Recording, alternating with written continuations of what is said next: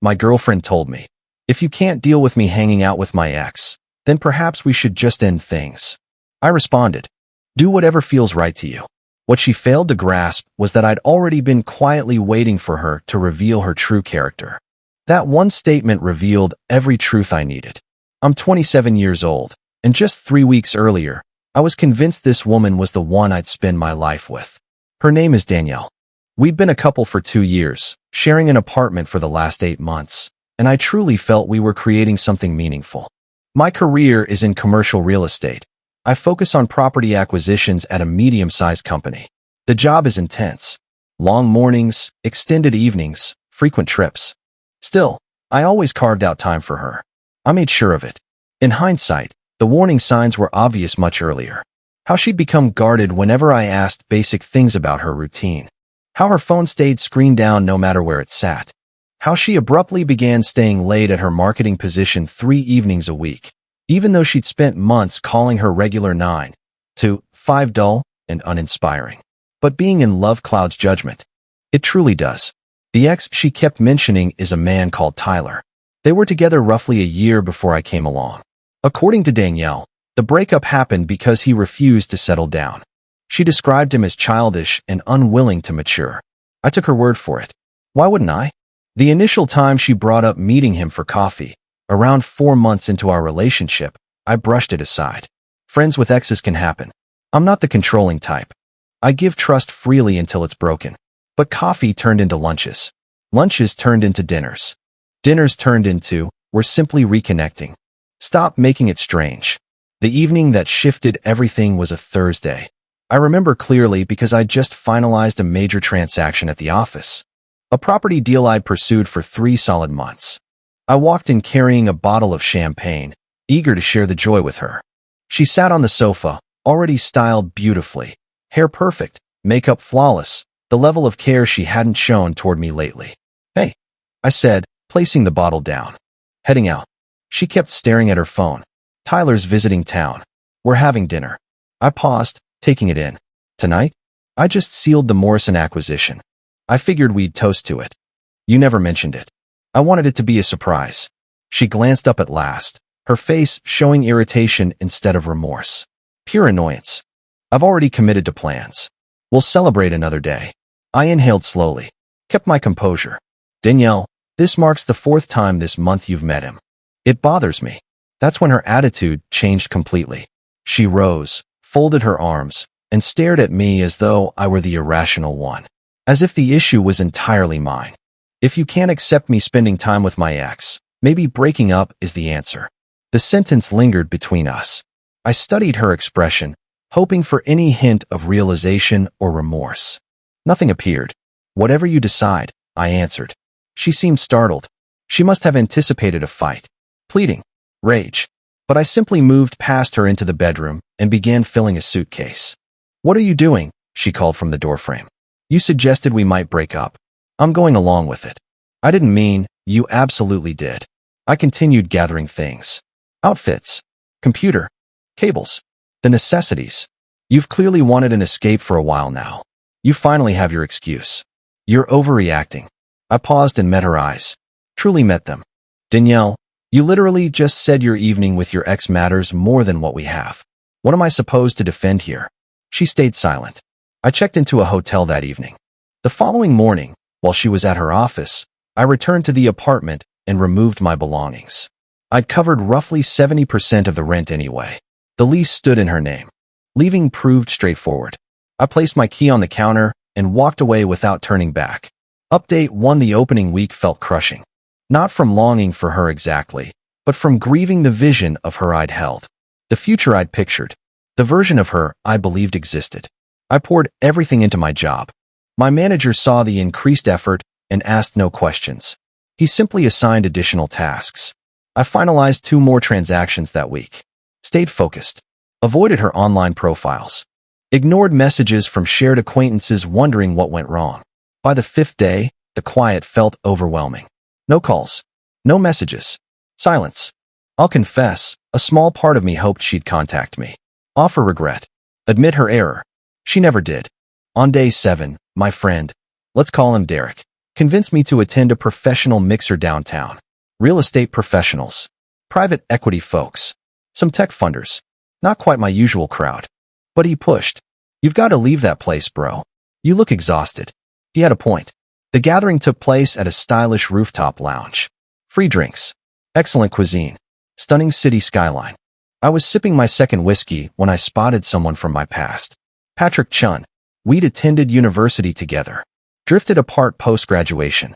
He'd entered venture capital and clearly succeeded. We spoke at length. Career paths. Personal lives. Future possibilities. Toward the night's close, he brought up an opening at his company. A high-level position in their property investment group. Higher compensation. Stronger position. Located in Singapore. Consider it, he said, passing his business card. We're looking for your kind of insight on assets. And frankly, a fresh environment could benefit you. I brushed it aside then. Singapore? That sounded absurd. Everything I knew was rooted here. Yet the idea took root. Update 2 day 10. Still zero contact from Danielle. I'd begun the hiring discussions with Patrick's organization. 3 video interviews with their Singapore-based group. It felt dreamlike, as though I were observing another person's path. On day 12, an unfamiliar number rang. I let it go. It rang again. And again. At last, I answered.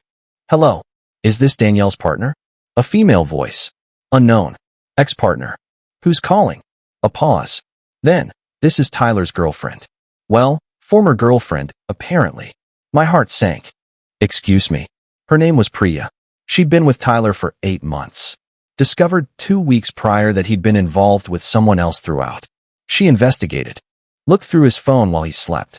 Discovered the conversations. It's Danielle, she stated plainly. They'd been intimate for a minimum of 4 months. Likely more. I sank onto the sofa, phone to my ear, feeling completely empty. No fury. No grief. Merely solid proof of my suspicions. I'm sorry, I told her. For us both. I figured you deserved to hear it. In case you were unaware. I had no concrete evidence. But I understood. We continued talking for another hour. She shared the deceptions Tyler had told her. Late evenings, supposed work travels, fake family crises that were actually stays in hotels with Danielle. I described the meals, the meetups, the manipulation whenever I voiced unease. They belong together, she remarked before ending the call. She spoke the truth. Update 3 day 14. The employment offer arrived from Singapore. Senior Investment Director. 6-figure base plus incentives. Full relocation support.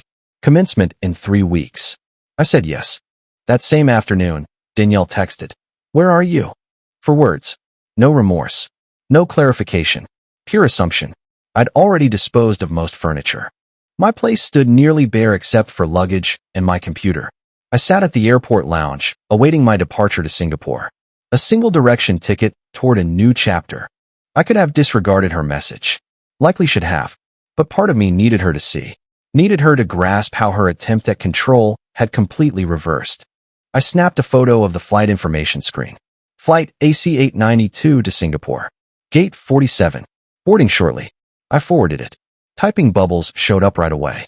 Vanished. Returned. Then the calls began. I sent the first to voicemail. She rang again. And again.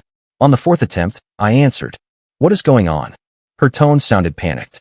You're actually moving? To Singapore? Yes. When were you planning to inform me? I nearly chuckled. We ended things, Danielle. 2 weeks back. That was your decision.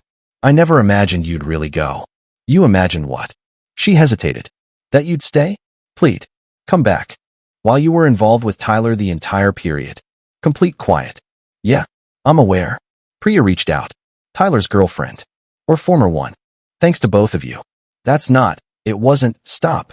I no longer care. And I genuinely meant it. The rage I anticipated never surfaced. Only weariness.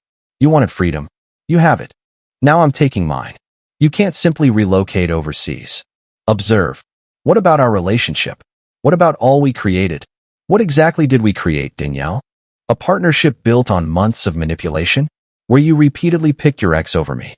Where you issued an ultimatum because I questioned dinners with the man you were unfaithful with? She began crying. I could tell from her breaths. I messed up. I realize I messed up badly. But this is extreme. You're discarding everything. No. I'm finally rebuilding. Something I should have started the instant you delivered that threat. Please, return. We can discuss it. There's nothing left to discuss. Goodbye, Danielle. I ended the call, powered down my device, stepped onto the plane. Update 6 weeks have passed since arriving in Singapore. I'm writing this from my place in Marina Bay. 32nd level, expansive windows facing the bay. The role is challenging yet rewarding. The colleagues are excellent. The prospects here surpass anything I pictured back in my old city. Priya and I remain in contact. She's improving. Began counseling, prioritizing her own growth. We've formed an unexpected friendship, connected through the pain of betrayal by the same two individuals who truly suited each other. Regarding Danielle and Tyler, her friends in common, they're now openly a couple. They've even moved in together, into the very apartment where I once covered 70% of the rent. Almost fitting. She exchanged a partner ready to offer her the world for one incapable of loyalty to even a single person. Derek mentions she inquires about me occasionally, wonders if I'll return, if I'm dating, if I miss her. My response to every question remains no. I constructed a fresh existence, a stronger one, accomplished in mere weeks because her ultimatum provided the necessary momentum. In an odd sense, I owe her gratitude. That final challenge became the greatest gift she ever gave me. This morning my phone vibrated. Unknown caller, foreign prefix. I didn't answer, but a message waited. It was Danielle. I realize you may ignore this, but I have to say I'm truly sorry. For all of it. Tyler and I, things aren't working out. He's unchanged from before. I believed he'd matured, but he hasn't. And I can't stop reflecting on you. On everything I lost. I understand I don't merit another opportunity. I get that. But if you ever return, if you ever feel like speaking, I'll be waiting. I'll stay here. I played it once, then erased it. Certain truths arrive only through hardship. I absorbed mine. Now she must face hers. Edit 1. Many have questioned the speed of the Singapore opportunity. Patrick's company had searched for months to fill the spot. They required someone available immediately with expertise in international property transactions. I'd handled 3 similar deals previously. It came down to fortunate timing, readiness, and my own urgency aligning perfectly. Life occasionally unfolds that way. Edit 2. To those wondering. No, I hold no hatred toward Danielle. Hatred demands effort, and I've channeled all of mine into creating something positive. She chose her path. I chose mine. That concludes it. Edit 3. Yes, the poetic justice of her pairing with Tyler, turning out to be precisely the person she once cautioned me about, hasn't escaped me. Some individuals truly receive exactly what they earn.